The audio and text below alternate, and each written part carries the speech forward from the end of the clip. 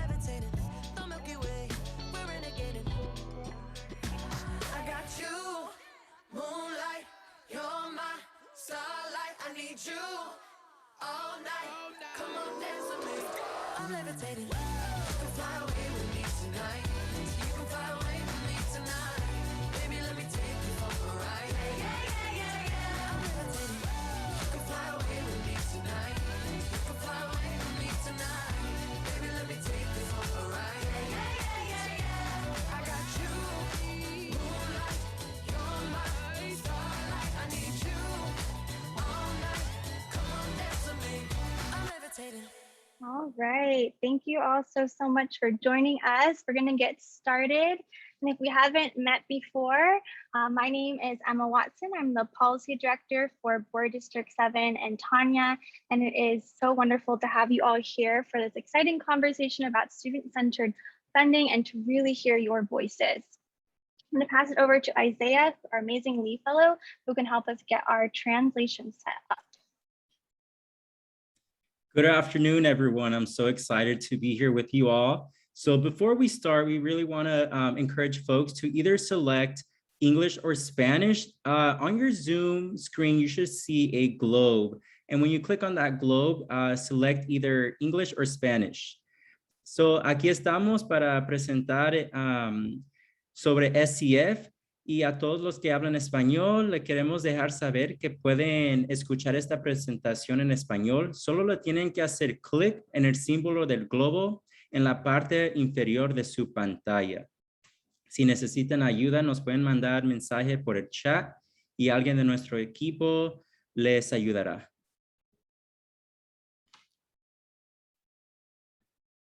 And translation is also available by going to click on more, which is the icon that has 3 dots. After you click on that, you'll go to language interpretation, and then you can select English or Spanish. También lo que pueden hacer es elegir donde dice more en la pantalla de ustedes, el símbolo que tiene 3 datos. Después de allí puede elegir language interpretation, es la que está cuadrada en la foto, y de allí puede escoger español. También le recomendamos que cambie su nombre si habla español para que podamos ponerlos en el grupo de español. So we're also encouraging folks to rename yourself, and please indicate if you'd like to be included in the Spanish group. Wonderful. Thank you so much, Isaiah. And again, like I mentioned in the beginning, for those that are joining us, we'd love you to enter the space, check in with us, share your name, your school, your student attends, or your community organization, and what equity means to you. Just want to know who's in the space with us and how we can start to build a deeper relationship with each other. Also want to let you all know that we will be recording the beginning of this presentation, so we can be sure to share out this information with all of our community. But before we go into our breakout groups, we'll turn off the recordings so that we can all connect together.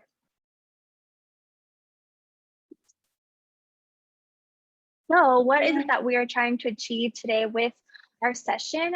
We have three main objectives. First is to build a shared understanding of student-centered funding. Second is to engage in a community-centered conversation to clarify your answers to questions and concerns. And third is to provide recommendations on the student-centered funding decisions for the board, including characteristics and weight. So we really want to bring all of us together to have this conversation, to acknowledge all of the expertise that you all bring into this space to inform our decisions as we move forward, exploring student-centered funding. Make sure you have the information to ground you, to provide that input. And today we're really focusing on potential characteristics and weights for the funding formula. So how are we going to do that today? First, welcome you all to building this shared space. Second, we'll go into a presentation about student-centered funding to build what is it, give some shared understanding of it, and then go into that feedback on student-centered funding characteristics. We'll then engage in a small group discussion to think about how we might prioritize different characteristics, share out as a group, and then close together and with our exit ticket to make sure that we get your feedback and how we can continue to build these spaces together. So meeting norms and things we want to establish, we're really committed to creating a brave and inclusive collaborative space together. So these are some things that we think that might help us do this. First, share the airtime. So step up, step back. So take a moment to think about how you are showing up in this space. Are you being verbally vocal in the chat? Noticing if it might be an opportunity to give space for someone else to step up. So take a step back to listen and learn. Second is to embrace both and thinking. So really valuing all of the different experiences and expertise that we bring to this space to be able to believe in your perspective and also accept and learn from the experiences and perspectives of others. Commit to non-closure. So we have an hour today. We have an ambitious agenda of what we want to do together today, but also knowing that this is just the beginning and that we will commit to continuing this conversation further. So answering your questions, continuing to receive your feedback to inform policy. And last, to practice active and deep listening. So really to create those spaces to hear and listen before responding, so we can really hear and collaborate together as we build this vision for student-centered funding.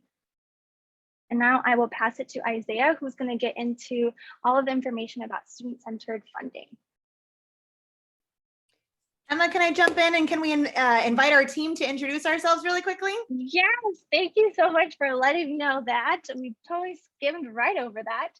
Yes, we'd love to hear the voices from our whole team. So again, my name is Emma Watson, and I'm the policy director for BD7 and team, and Tanya, and I will pass it to Isaiah.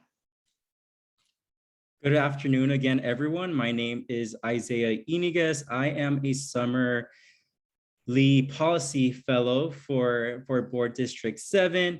Outside of this position, I serve as a special education teacher in a elementary school. So I will popcorn it over to our Chief of Staff, Didi. Good afternoon, everyone. Thank you so much for being here. My name is Didi Watts, and I am the Chief of Staff for BD7 and for Tanya. And I will popcorn it to Marilyn. I sensed it. I unmuted right before. My name is Marilyn Alvarez. I am the Family and Community Engagement Manager with Board District 7 and Ms. Tanya Ortiz Franklin. And I will send it over to Stephanie. Hi, everyone. My name is Stephanie Salazar, and I'm the Communications Coordinator for Board District 7, and I will popcorn over to Kimberly. Hi, everyone. I'm the Operations Coordinator to the Board District 7, and I am going to pass it over to Sharon.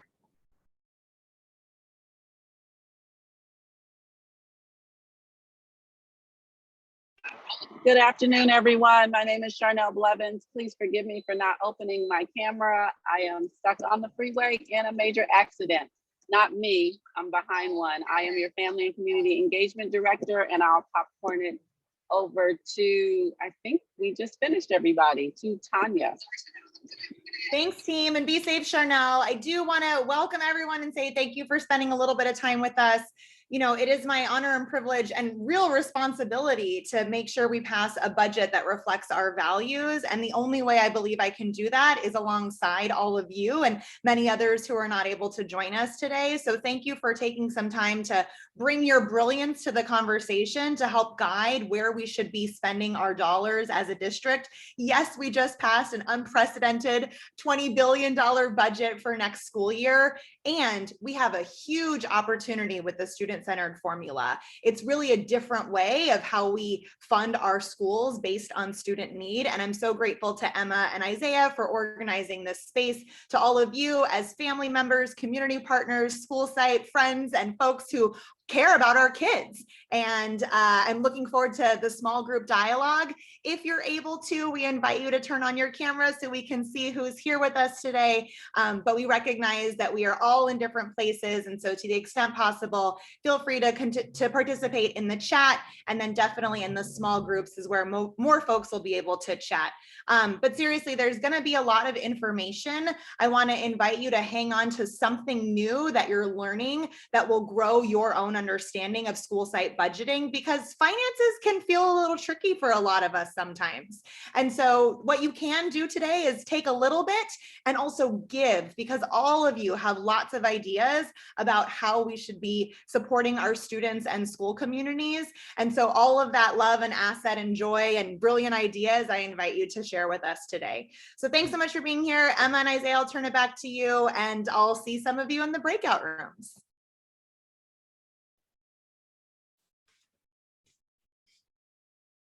Awesome. Thank you so much, Tanya. So we're going to go back to our presentation. And before we start, I do want to highly encourage folks to write your questions in the chat. If there's something that you need clarification on, or something isn't, if you're not understanding something, feel free to write them in the chat, and we will do our best to answer your questions in the chat. So before we start, we really want to touch on the importance of equitable funding. The following map depicts the Advancement Project California's ranking of cities and communities in LA County based on increases in COVID-19 case rates and the presence of vulnerable and high-risk populations. So these rankings identify the highest impacted communities. And within LAUSD, and even within our own Board District 7, we saw the differences and the ways in which our families were affected. And we know that inequities are not a new phenomenon, and students and families have different experiences due to historic inequitable funding. So as you can see from this graph or map, you'll see tiny red dots, or in dots that are also yellow and green. So the red dots actually reflect our highest need schools, and the green dots reflect our lowest need school. And you'll see that there is a high concentration of red dots in areas that were mostly affected by COVID. So what this means is that a lot of our most highest needs communities were disproportionately affected by COVID-19 cases. So as a result, the education system is required to provide additional programs and supports to combat impact of differential experiences. These inequities go beyond funding and can include housing insecurity, health, and even educational resources. Therefore, LAUSD really is in this pivotal moment to rethink our system and move towards a stronger educational program. So we have an opportunity to allocate funding based on individual student needs. We strive to align our vision for equity and student outcomes with how we fund schools. Next slide, please. So SCF does provide an opportunity for the district to better align resources with student needs like that of English learners. So for example, presented on this slide is English learner data on 2 schools within our own board district. So school 1 has 729 students. That's the school on the left. And then school 2 has 749 students, and that's the school on the right. So you'll see that our axis is a little bit different, but you'll see that school 1 has a substantially higher number of English learners, even though their enrollments are almost the same.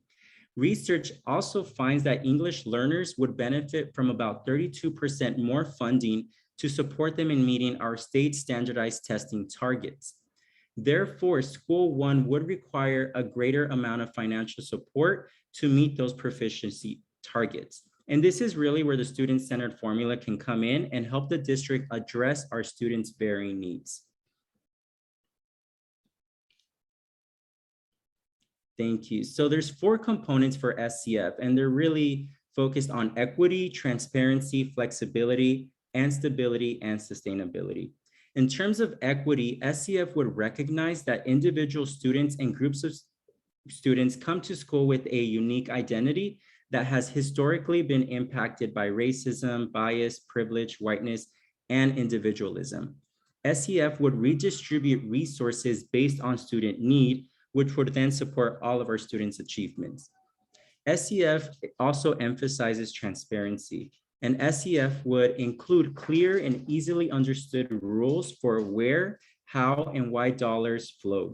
It makes it clear to all stakeholders who gets what, why, and it brings the entire school community together to decide how best to allocate funds.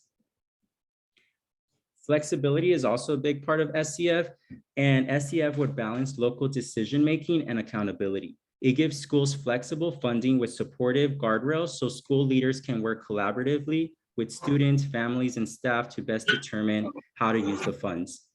And lastly, SCF also emphasizes stability, and a successful student-centered funding formula would provide predictable allocations so schools can plan mindfully and long-term. Next slide, please. So how does SCF work? So SCF would allocate funds in 3 steps. The first step is that the district would receive funding from federal, state, and local sources. In the second step, the district would allocate a portion of its funding through the student-centered funding formula. And because the district is planning a multi-year phase on SCF, they're currently planning to only put about 30% of the overall district budget through SCF. It is important to note that SCF would not impact other funding formulas. So it would not impact things like CENI, for example. And then during the step 2, the district would allocate a portion of its funding based on the student need. And all schools would also receive a basic allocation. And we'll touch a little bit more on what this means on the next slide. Lastly, for step 3, school leaders would have an opportunity to work with students, families, and staff to collectively decide how best to use those funds. So what you see on this slide is a comparison between traditional funding and SCF. So this slide illustrates how under traditional school budgeting, schools receive staff, programs, and supplies. So often the central office would determine how much funding schools receive and how that funding is spent. So schools really have a limited flexibility over how their total budget is utilized. And it's also important to note that funding will be determined based on collective need of students on campus. However, SCF, on the other hand, would provide greater local decision-making and flexibility. So instead of receiving these positions from the central office, the schools are given a sum of money to then meet the needs of their students. So the table on the right is an example of how SCF might work. So that's a hypothetical example. So as you can see, the table on the right under student-centered funding, you would see that based on the number of students, the school would receive a certain amount of money. And that's calculated from the base weight, which we'll touch on in the next slide. And then depending on the characteristics that the school district decides on and the community as well, though there's also extra funds that are then added to that base fund. So next slide, please. So how is SCF funding calculated? So under an SCF model, a base amount, also known as a base weight, is allocated for each student. And additional funds are determined based on certain characteristics or weights of enrolled students. So this image here is a hypothetical example of what could happen under SCF. It's also important to know that under SCF, we're really emphasizing equity. So an equitable education system would target additional funding and supports so that all students could be supported. And SCF would use weights of student characteristics, such as free lunch eligibility, race, whether the student is an English learner, to correct these historical implications or to correct historical funding inequities. Student weights are combined under SCF. So students would receive additional funding for each of the individual need. So on this image, you'll see two students. The student on the left is an English learner who is eligible for free lunch. In this sample formula, that student would receive an additional weight of 0.3 for each characteristic. The weights are then added to the base weight, and that's how much the student would receive. The student on the right, for example, is an English only student who is also eligible for free lunch. Since English only under this hypothetical example is not considered a characteristic, there would not be a weight assigned to being an English only student. And therefore that student would receive 1.3 times the base weight. Next slide, please. So I know that was a lot of information, and I know that finances can be a little tricky. Trust me, I've had to learn a lot of this as a teacher. I don't think a lot about budgets and how schools are funded, but we really want to give folks an opportunity to get their questions answered. So I'm going to pass this over to my colleague Emma, who will facilitate the Q&A session.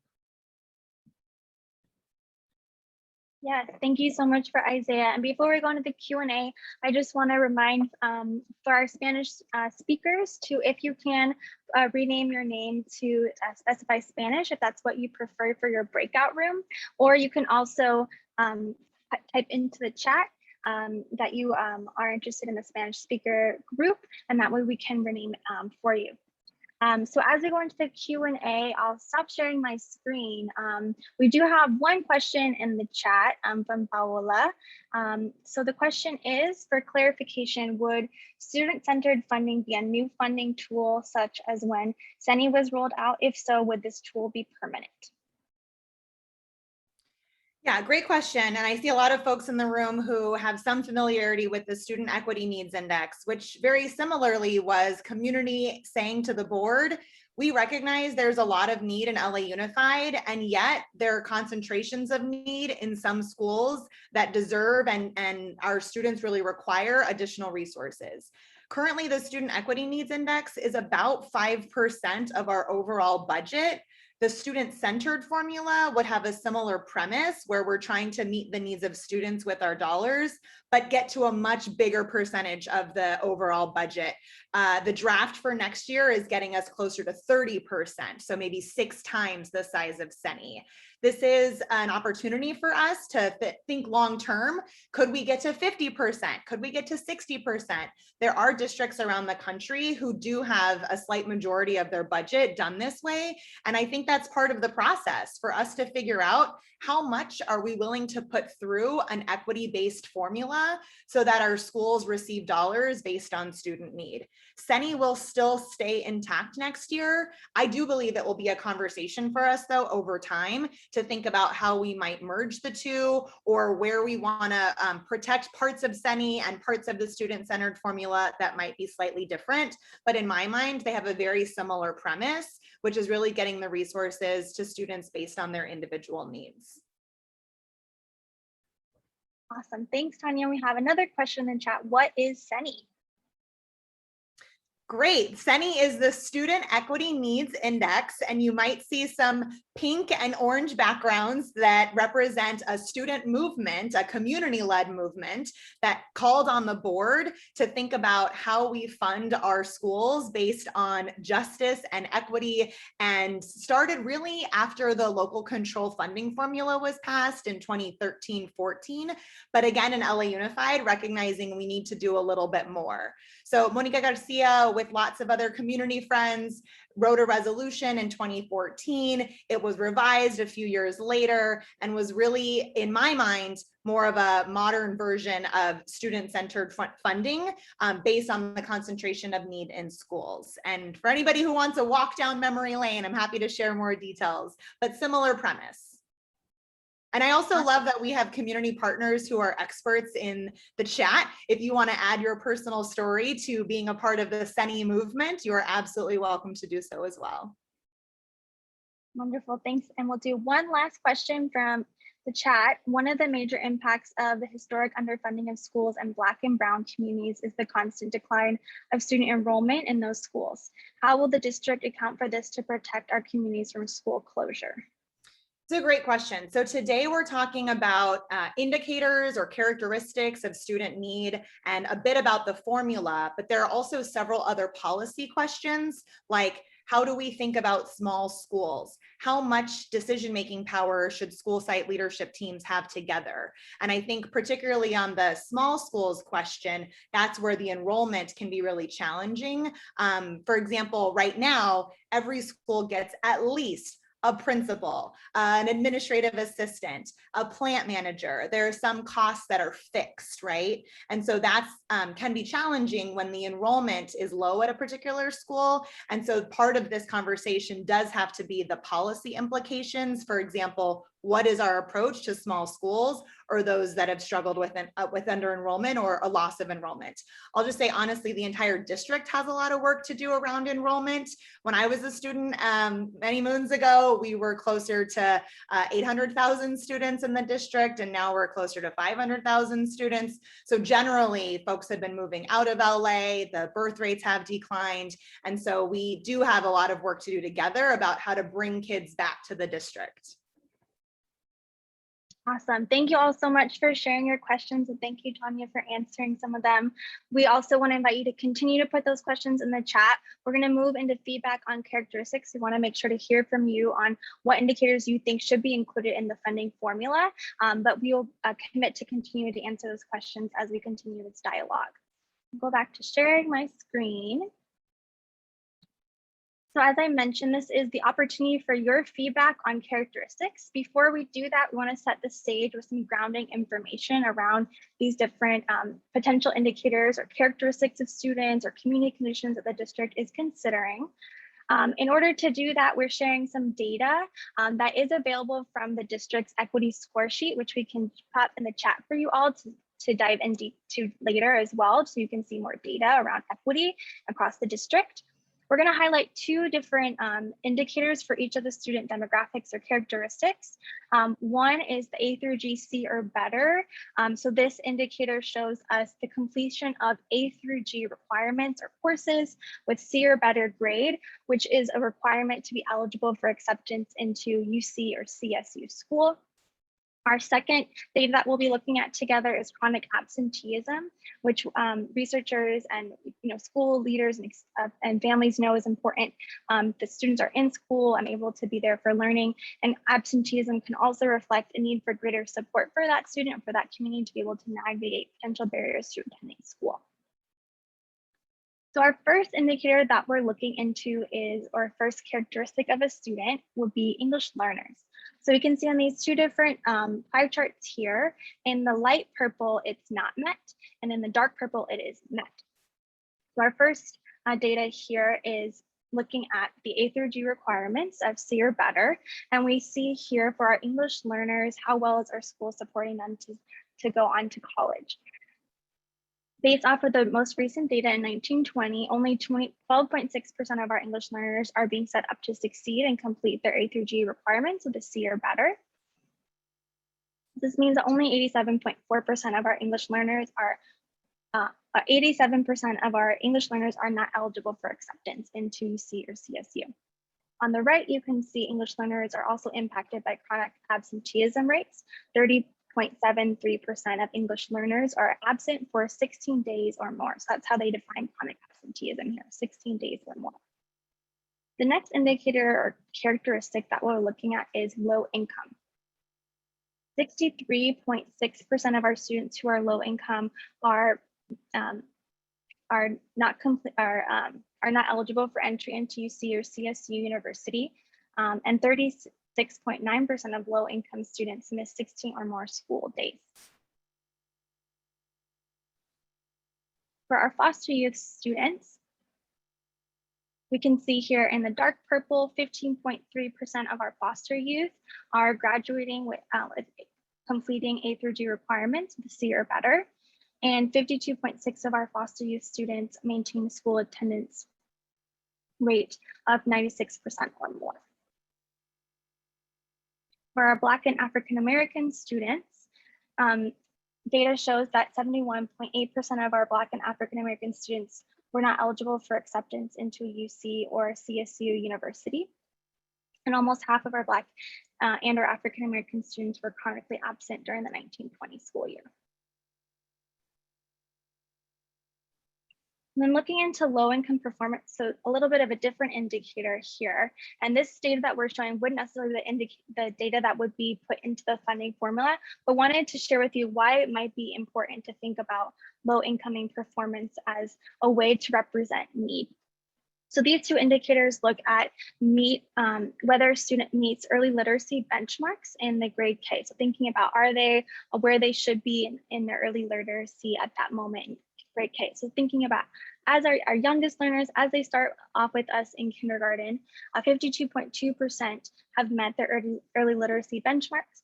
And for grade 2, 64.7% have met their early literacy benchmarks. And when we're thinking about low income performance, student-centered funding is helping us to target additional funding to areas of need to support student outcomes. So thinking about as a student enters into a school, where are they and what supports might they need, and would there be a need for additional funding?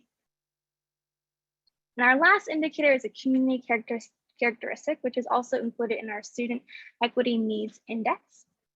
And this map shows us a distribution of asthma cases. So the number of cases of children in LA County, and you can see the dark pink shows where we have more cases of asthma in LA County.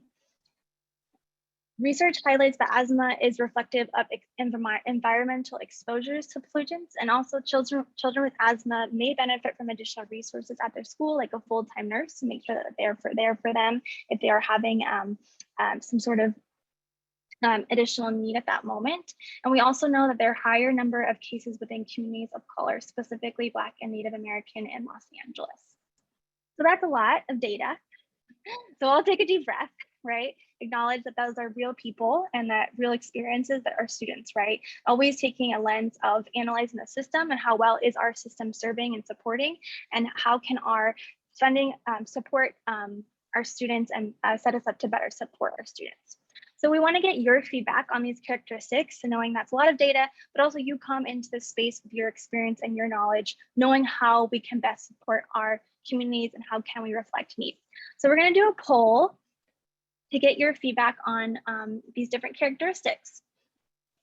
I'm going to stop sharing just a little bit easier so we can all see. So as you think about this poll, we have a series of questions, and there might be a couple, you might need to scroll down to see all of them.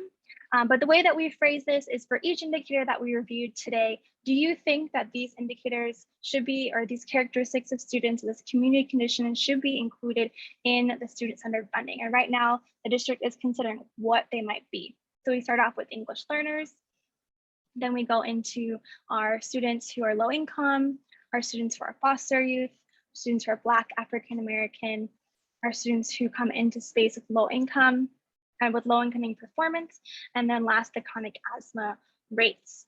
And so thinking about, right, whether you think they should be, whether you should think or not, what is it reasonable? Are you less comfortable with this? Not as strong of a push, but really wanted to see where you are, where you're at. Feel free to add things in the chat, any questions. I'm excited to see your input so we can learn from you what you think need is reflected in our district.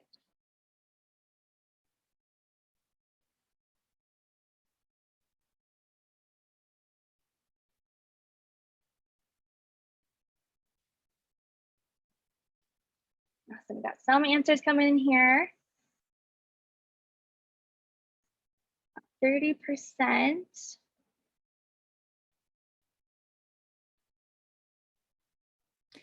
Emma, just to answer Paul's question in the chat for everyone, I think right now the low income indicator is free and reduced price lunch.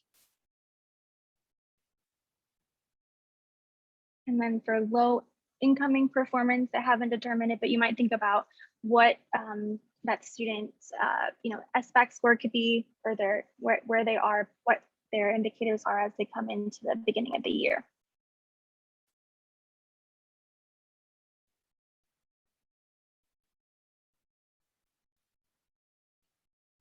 All right, I think we'll give it about 60 more seconds. So the last little minute here you have to think. Yeah, great questions in the chat. Really appreciate those thoughts that folks are thinking as they're grappling with these different indicators, these different characteristics or community conditions. All right.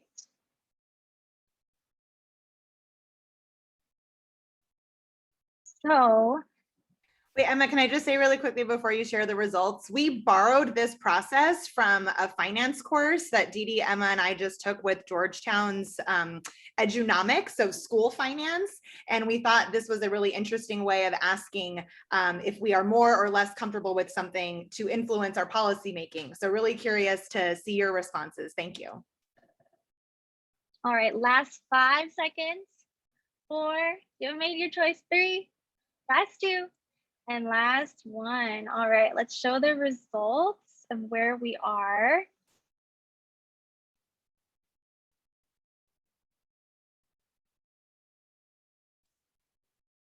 So it looks like about 93% agree about English learners. This is reasonable.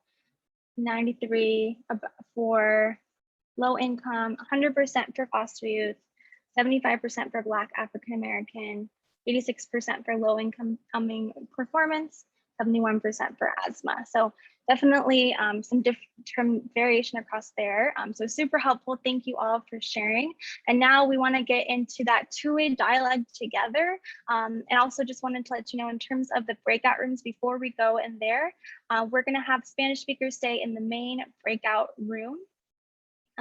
So stay there and you'll be able to have your conversation. So I'll pass it to Isaiah for our small group exercise. Thank you, Emma. So yes, now we're going to dive into a small group exercise.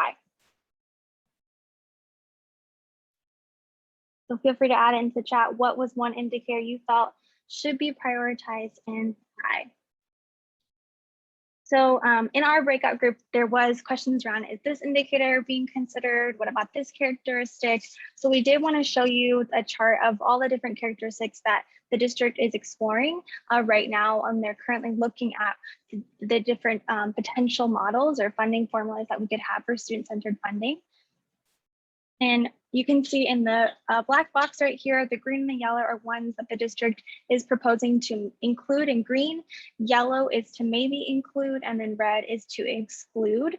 So we did want to get your reaction to this. We did lift up some of these in our conversations today, but not all of these. And so we welcome in the chat of this list here, what's missing in this chat, any reactions that you have here. And as we think about continuing this conversation moving forward, maybe some indicators that we can, or characteristics that we can work on and explore together.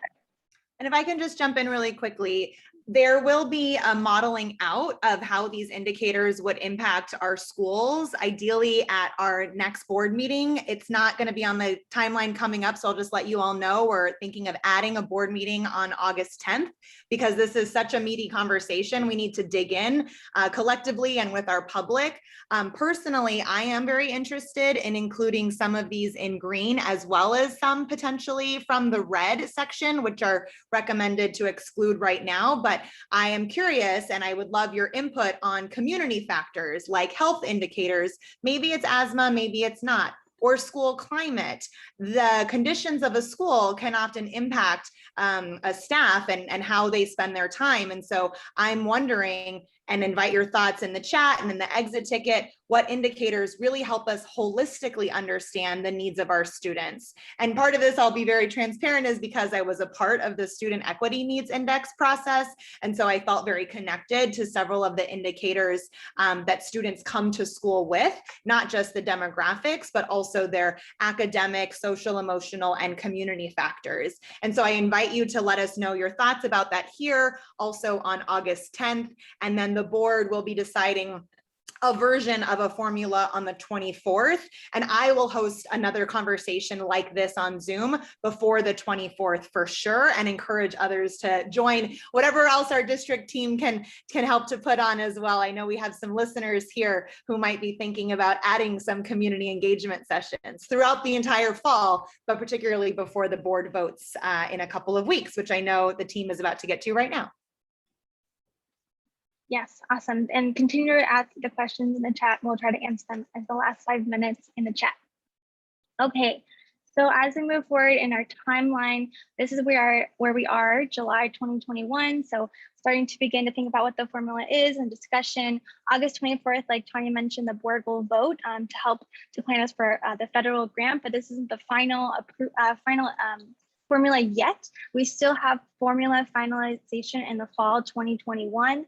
And as we move forward, just to illustrate, this timeline does continue to go on. It is going to be an ongoing process to continue to think how we can best move forward with equity with this formula. So thinking about multi-years implementation and moving into more towards student-centered funding. Like Tanya mentioned, how much of it are we going to put through the student-centered funding formula, and how can we continue to grow that pie to really target equity funds? So we want to make sure that you stay engaged and share your voice. So we do want to share about another great opportunity that the district is hosting, which is the Thought Exchange on student characteristics. So just like today, continuously bringing your input on what characteristics that might be included in the formula. So we'll put in the chat the link that you can go on there and engage here. And we just want to end by saying thank you so much for coming. And we also want to make sure to get your feedback. We really read these exit tickets to make sure that we can continue to make these spaces responsive to your voice and to make sure that our policy decisions are reflective of your voice here. So how can we continue to make those brave spaces and more collaborative, inclusive spaces? So please add in your information in our exit ticket here. And last but not least, we want to invite you to our next community engagement session. We have another great opportunity in a week, so we hope to see you there. Ourselves and Board District 2 are going to be hosting a community partner meeting on our next resolution that was introduced at the last board meeting in July, and it will be voted on August 24th. And that is about accelerating achievement through equity and action, and thinking about how can we make sure to that our board actions are moving equity forward, and how do we implement that? So we want to make sure to get your feedback on that. So save the date, and we hope to see you there.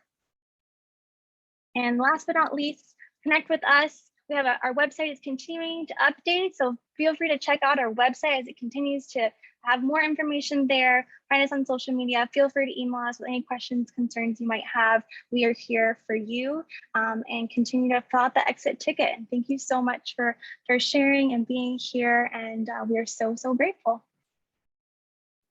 Thanks, team. And I do want to encourage you to follow us on social media or check out our website. It's being updated, and you can join our newsletter where we're putting out information for additional community sessions like this. The session Emma mentioned next week is specifically about our upcoming resolution, an equity impact statement. And so there's a lot of connection for me, right? We've been talking about these new board goals, and we've been talking about equity, the additional dollars. There's a lot of alignment and opportunity for me. So if the best way to stay in touch with us is on social media and or to join our newsletter. So please feel free to do so. And we hope to see you at an upcoming event. Thanks, everyone. Your voices really do matter to Ms. Lemos's point in the chat. Thank you, thank you, thank you. Can't wait to see you next time. Bye, everybody. Beth, Thank you, Ms. Francine. Can you please put up the exit ticket slide again?